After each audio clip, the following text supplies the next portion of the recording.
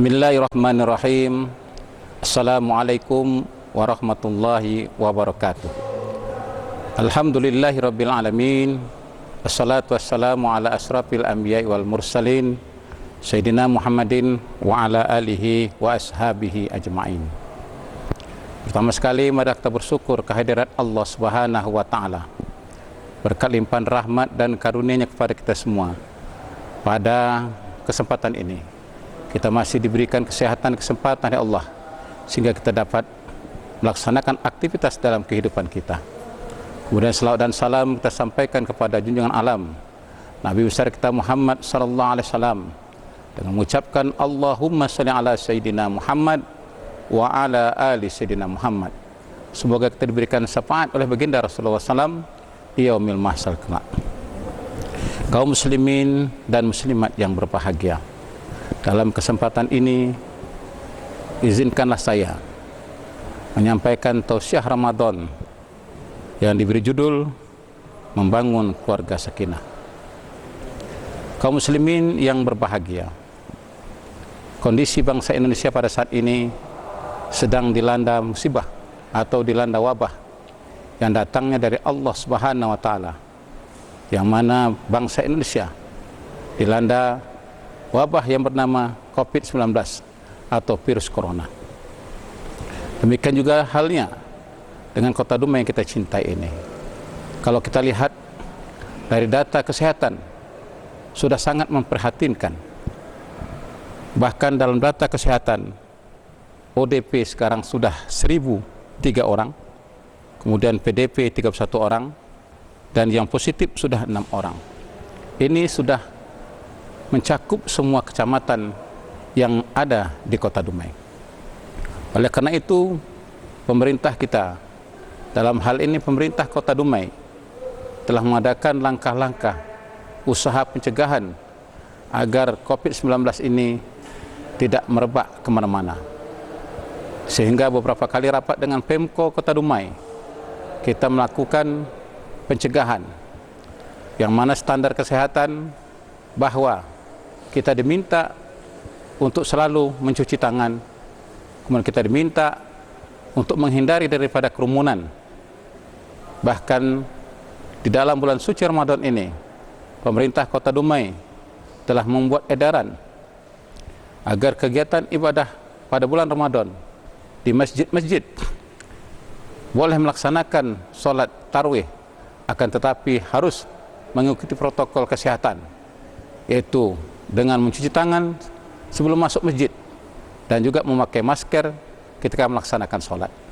Dan hal ini harus dipatuhi karena melihat dari penyebaran virus ini sangat cepat. Bahkan dari data kesehatan, apabila 1 orang terkena virus ini akan bisa menyebarkan kepada 4 orang dalam 1 hari. Nah, oleh karena itu pemerintah Republik Indonesia dalam hal ini Kementerian Agama jauh-jauh hari telah membuat surat edaran, yang mana dalam edaran nomor 07 dalam pelaksanaan pernikahan yang mendaftar di atas tanggal 1 April 2020, pelaksanaan pernikahan pun ditunda oleh Menteri. Hal ini dilakukan agar kita semua dapat mencegah merebaknya virus ini di kota Dumai ini. Bahkan sekarang mereka yang akan melaksanakan pernikahan di kota Dumai lebih kurang 200 pasang.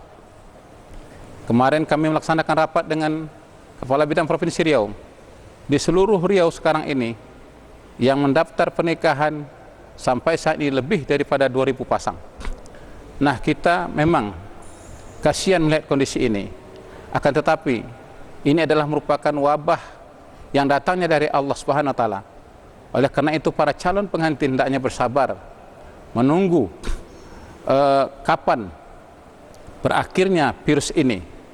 Tentunya kita berdoa kepada Allah Subhanahu wa taala agar virus ini cepat berakhir dari Republik Indonesia ini atau dari kota Dumai ini, sehingga para calon pengantin yang akan melaksanakan pernikahan di kota Dumai segera bisa dilaksanakan pernikahannya.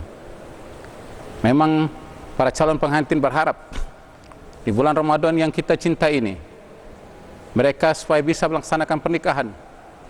Bahkan kalau dapat pada bulan Ramadan ini mereka sudah memiliki pasangan masing-masing, sehingga dapat merayakan Ramadan bersama dan merayakan Idul Fitri bersama. Akan tetapi karena wabah ini cepat menyebarnya, kita tidak boleh berkerumunan, sehingga pemerintah membuat surat edaran untuk keselamatan kita semua. Kaum muslimin yang berbahagia, dalam kesempatan yang berbahagia ini, izinkanlah saya menyampaikan judul Membangun Keluarga Sakinah sebagaimana yang telah ditetapkan oleh PMD Kota Dumai bekerjasama dengan Dumai Vision yang kita cintai ini.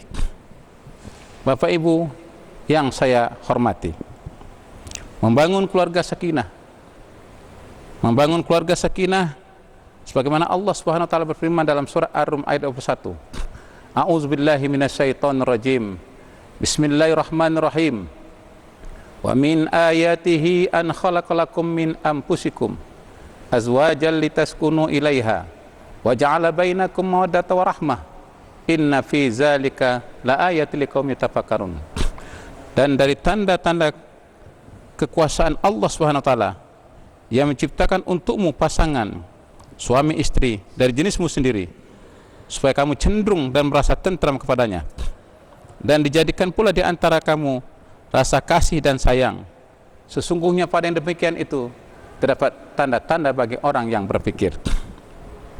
Bapak Ibu kaum muslimin di mana saja Anda berada, membentuk sebuah keluarga yang dikatakan dengan keluarga yang sakinah bukanlah sesuatu hal yang mudah.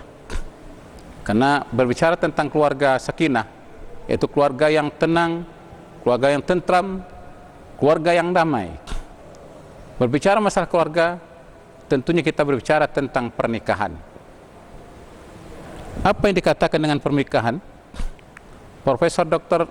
Wahbah Zuhaili dalam kitab Fikih Syafi'i yang menjelaskan bahwa yang dikatakan dengan nikah itu secara bahasa artinya adalah berkumpul, bercampur, atau berhubungan intim.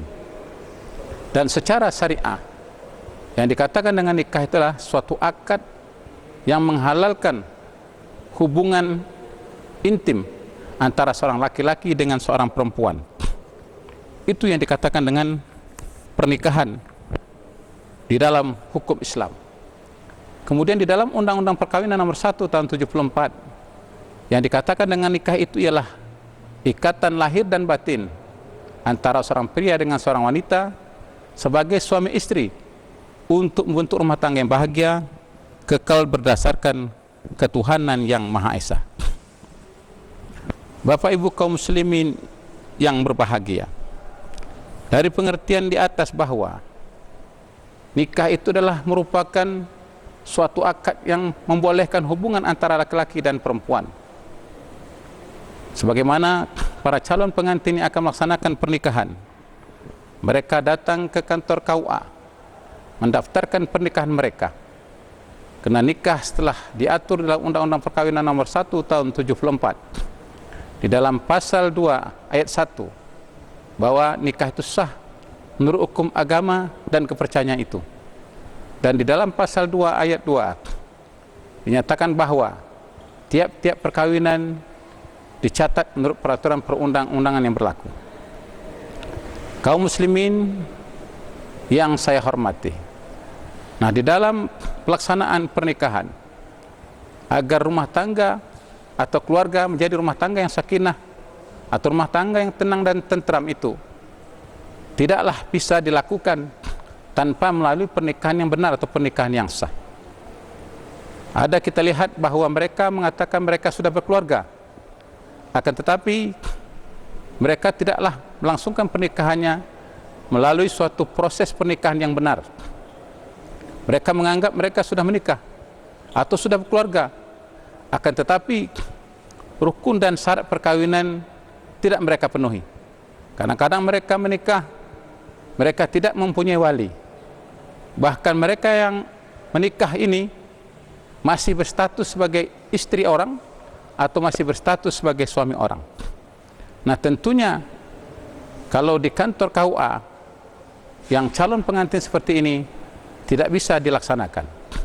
Akan tetapi kadangkala kita lihat mereka mengambil jalan pintas tanpa menyelesaikan proses perceraian mereka. Mereka sudah melaksanakan pernikahan siri atau lebih dikenal dengan pernikahan di bawah tangan. Nah, di Kota Dumai juga masih ada hal yang seperti ini. Nah, kami menyarankan kepada bapak-bapak atau kepada adik-adik yang mungkin ingin melaksanakan pernikahan, hendaklah melakukan pernikahan yang benar menurut aturan yang telah ditetapkan baik di dalam hukum Islam maupun di dalam undang-undang perkawinan yang telah ditetapkan berlaku untuk umat Islam di Indonesia yang dikenal dengan Undang-Undang Nomor 1 Tahun 74. Kalau misalnya terjadi pernikahan yang seperti itu, pernikahan yang dilakukan di bawah tangan, artinya pernikahan itu tidak sah menurut hukum Islam maupun menurut undang-undang perkawinan yang berlaku di negara kita. Kami menyarankan kepada bapak-bapak atau kepada ibu-ibu atau kepada adik-adik yang mungkin belum berpisah dengan istrinya atau mungkin belum berpisah dengan suaminya, tetapi sudah ditinggal lama oleh suami atau oleh istri, maka hendaklah kami sarankan kepada bapak ibu yang akan melangsungkan pernikahan diselesaikan terlebih dahulu proses perceraiannya, yaitu melalui pengadilan agama, karena yang berhak memutuskan perceraian adalah pengadilan agama, bukan perceraian yang kita lakukan sendiri-sendiri atau kita buat pernyataan di atas materai bahwa kita sudah bercerai atau kita sudah berpisah. Yang nama cerai dalam Undang-Undang Nomor 789 yaitu tentang peradilan agama, bahwa segala perceraian, segala proses perceraian itu dilakukan oleh pengadilan agama. Dan jangan kita menganggap bahwa apabila ditinggal oleh suami selama 3 bulan atau berapa lama pun ditinggal oleh suami, selagi proses perceraian belum dilakukan di pengadilan agama, maka seorang wanita itu tetaplah dia menjadi istri daripada suami yang meninggalkannya. Dan juga kami sarankan kepada bapak-bapak yang mempunyai istri yang mungkin sudah tidak lagi sepaham atau sependapat dalam rumah tangga, maka hendaklah bapak dengan senang hati melepaskan istrinya. Dan apabila kita masih mempunyai istri, akan tetapi masih kita pertahankan, sementara kita tidak lagi memberikan nafkah kepadanya, walaupun mungkin nafkah lahir kita berikan, tapi nafkah batin tidak kita berikan kepadanya, maka lebih baik bapak lepaskan dan bapak ceraikan melalui proses pengadilan agama. Ada yang mungkin ingin mempertahankan istrinya karena kasihan mungkin melihat istrinya, karena apabila ditinggalkan mungkin tidak ada yang menanggung nafkahnya, tetapi itulah suatu perbuatan yang mungkin tidak baik, lebih baik diceraikan. Akan tetapi kalau istri kita yang pertama itu setuju mungkin kita menikah lagi, maka tempuhlah jalan poligami. Tapi berpoligami tidak bisa kita lakukan tanpa melalui dispensasi pengadilan agama. Yang jelas apabila seorang laki-laki ingin beristri lebih daripada satu, baik dia PNS ataupun swasta, maka apabila ingin rumah tangganya menjadi rumah tangga yang sakinah mawaddah warahmah, nah dia bisa melakukan proses dispensasi pengadilan agama. Yang jelas nanti pengadilan akan memanggil istrinya, apakah disetujui atau tidak oleh istrinya, tentunya melalui proses persidangan di pengadilan agama. Kaum muslimin dan muslimat yang saya hormati, nah untuk membentuk sebuah rumah tangga ini yang sakinah mawaddah warahmah ini bukanlah merupakan suatu hal yang gampang kita lakukan, atau bukanlah merupakan suatu hal yang sangat mudah. Dalam sebuah hadis Rasulullah SAW, hadis yang diriwayatkan oleh Bukhari dari Ibnu Mas'ud, Rasulullah SAW bersabda, "Ya ma'syar sabab, man istata'a minkumul ba'ah falyatazawwad, fa innahu aghaddu lil basar, wa man lam yastati' fa alaihi bisawm, fa innahu lahu wija." Wahai para pemuda, jika engkau sudah sanggup untuk melakukan pernikahan, maka hendaklah engkau menikah. Fa innahu aghaddu lil basar, karena nikah itu adalah merendahkan pandangan mata. Wa man lam yastati, Kalau engkau belum mampu, fa'alaihi bisaum, maka hendaklah engkau berpuasa. Karena dengan berpuasa itu fa'innahu lahu wija, dapat meredam keinginan atau nafsu seksual manusia itu sendiri. Kaum muslimin yang berbahagia, bahwa di dalam mendirikan sebuah rumah tangga ini, apalagi ingin menciptakan rumah tangga yang sakinah atau rumah tangga yang tentram, tentunya mempunyai suatu persiapan. Sama ketika kita ingin mendirikan sebuah bangunan yang kokoh, tentu bangunan yang kokoh ini mempunyai perencanaan yang matang. Ada konsultan perencananya, ada konsultan pengawasnya, kemudian ada rencana anggaran belanja yang dibuat untuk membangun sebuah rumah atau bangunan yang kokoh itu. Nah, apalagi mendirikan sebuah rumah tangga yang akan kita laksanakan ini bukanlah sifatnya sementara, tapi rumah tangga yang kita dirikan ini hendaklah rumah tangga yang benar-benar menuju rumah tangga yang sakinah, mawaddah warahmah, dan hingga sampai akhir hayat kita. Oleh karena itu, kaum muslimin dan muslimat yang saya hormati, bagaimana untuk membentuk sebuah rumah tangga yang sakinah, mawaddah warahmah itu? Nah, tentunya untuk mencapai sebuah rumah tangga yang bahagia, Rasulullah SAW telah bersabda dan menyarankan kepada kita, ketika kita akan melaksanakan suatu pernikahan itu, hendaklah kita memilih pasangan kita. Karena Bapak Ibu yang berbahagia, pasangan yang kita pilih ini adalah pasangan hidup kita di dalam rumah tangga kita sehidup semati. Oleh karena itu, ketika kita akan melaksanakan pernikahan, hendaklah menikah itu bukan sembarangan, tetapi kata Nabi tadi, tunkahul mar'ah, pilihlah perempuan itu. Pertama, kena cantiknya, yang kedua kena hartanya, yang ketiga kena keturunannya, yang keempat kena agamanya. Lalu Rasulullah mengatakan, pilihlah kena agamanya, maka engkau akan bahagia.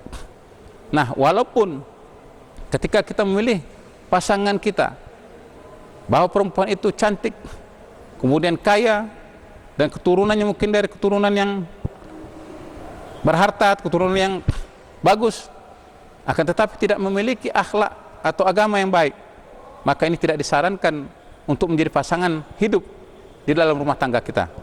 Maka yang disarankan dari Nabi tadi, pilihlah karena perempuan tadi beragama, maka engkau akan bahagia. Perempuan yang beragama tentu dia tahu batas-batas yang dilarang dan batas-batas yang dibenarkan di dalam mendirikan sebuah rumah tangga. Nah, apabila kita memilih pasangan yang salah, tentunya di dalam kehidupan rumah tangga nantinya, seorang suami akan berat mendidik istrinya, karena istrinya tidak tahu bagaimana tata cara dalam berumah tangga tersebut. Kemudian yang kedua, seorang laki-laki yang baik, yang akan mendirikan sebuah rumah tangga yang bahagia atau rumah tangga yang sakinah, maka hendaklah ketika akan menikah, dia meminang perempuan yang akan dijadikan istrinya. Karena kalau seorang laki-laki ketika akan melaksanakan pernikahan, perempuan yang dijadikan pasangannya tanpa melalui pinangan, atau mungkin main ambil begitu saja tanpa tahu asal usul perempuan itu, nah ini tentunya juga tidak akan bisa menjadikan rumah tangganya rumah tangga yang bahagia atau rumah tangga yang sakinah, mawaddah warahmah. Kemudian yang ketiga, seorang laki-laki yang ingin menikah perempuan pilihannya haruslah melakukan pernikahan yang benar sesuai dengan rukun dan syaratnya. Sebagaimana yang telah saya sampaikan tadi, bahwa untuk menciptakan sebuah rumah tangga yang bahagia atau keluarga yang bahagia, diawali dengan melakukan pernikahan yang benar. Pernikahan yang benar itu adalah di dalam hukum Islam. Kalau dahulu sebelum berlakunya undang-undang perkawinan, dasar melaksanakan pernikahan itu adalah dengan hukum Islam, itu hukum fikih.